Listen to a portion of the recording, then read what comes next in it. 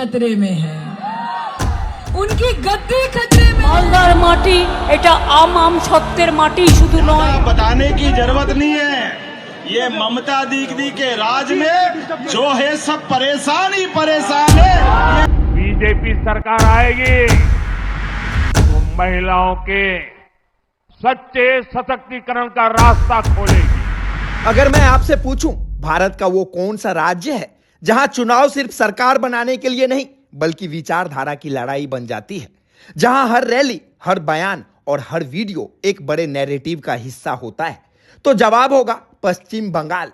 लेकिन असली सवाल यह है, क्या बंगाल में सच में बदलाव आने वाला है या जो दिख रहा है वो पूरी तस्वीर नहीं है? इस कहानी को समझने के लिए हमें थोड़ा पीछे जाना होगा।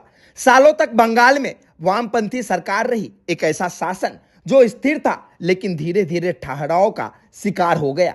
फिर 2011 में एक नाम उभरता है, ममता बनर्जी। उन्होंने एक नया वादा किया परिवर्तन का, और यहीं से शुरू होती है तृणमूल कांग्रेस की कहानी। लेकिन हर लंबी सत्ता के साथ एक चीज जरूर आती है, विरोध। अब सवाल यह है, ममता बनर्जी के सामने सबसे बड़ी चुनौती कौन सी है?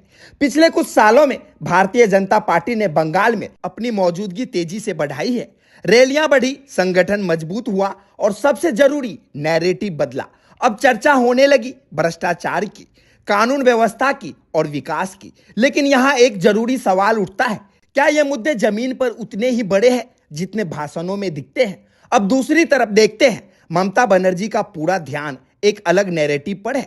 बंगाल की पहचान, स्थानीय संस्कृति, जन कल्याण योजनाएं, उनका संदेश साफ है, हम बंगाल के लिए हैं। लेकिन विपक्ष सवाल उठाता है, क्या सिर्फ योजनाएं काफी है या शासन में कमियां भी हैं? अब यहां एक और दिलचस्प पहलू है, कांग्रेस और वाम दल पहले जितनी ताकत नहीं रही लेकिन पूरी तरह खत्म भी नहीं हुए। और राजनीति में कभी कभी छोटा खिलाड़ी भी सबसे बड़ा असर डालता है।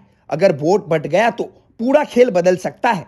आज की राजनीति सिर्फ मैदान में नहीं हो रही, असल लड़ाई अब मोबाइल स्क्रीन पर भी हो रही है।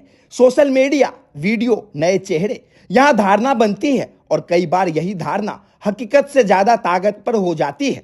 अब सबसे बड़ा सवाल, वोटर क्या सोच रहा है? क्या वह विकास देख रहा है या पहचान की राजनीति? क्या यह स्थानीय मुद्दों पर वोट करेगा या राष्ट्रीय मुद्दों पर? सच्चाई यह है, हर मतदाता की सोच अलग है। अब बात करते हैं संभावनाओं की।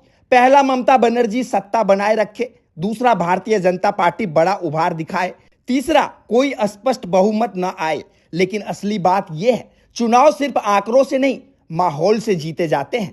तो क्या बंगाल बदलने वाला है या सिर्फ एक और चुनाव है जहां नैरेटिव असली मुद्दों पर भारी पड़ जाएगा? इस सवाल का जवाब किसी नेता के पास नहीं बल्कि हर उस मतदाता के पास है जो मतदान केंद्र तक जाएगा, क्योंकि लोकतंत्र में सबसे बड़ी ताकत जनता होती है। तो आखिरकार पश्चिम बंगाल का चुनाव सिर्फ एक राजनीतिक मुकाबला नहीं बल्कि एक ऐसा फैसला उस दिशा का जिस तरफ देश की राजनीति आगे बढ़ेगी। और इस फैसले की ताकत किसी नेता के पास नहीं बल्कि आपके पास है, क्योंकि लोकतंत्र में सबसे बड़ा अधिकार जनता का होता है। अगर आप भी चाहते हैं कि ऐसी ही सच्ची और गहरी और बिना पक्षपात वाली खबरें आप तक पहुंचती रहे तो इस चैनल को अभी सब्सक्राइब करें और इस वीडियो को ज्यादा से ज्यादा लोगों तक जरूर पहुंचाएं। बहुत बहुत धन्यवाद।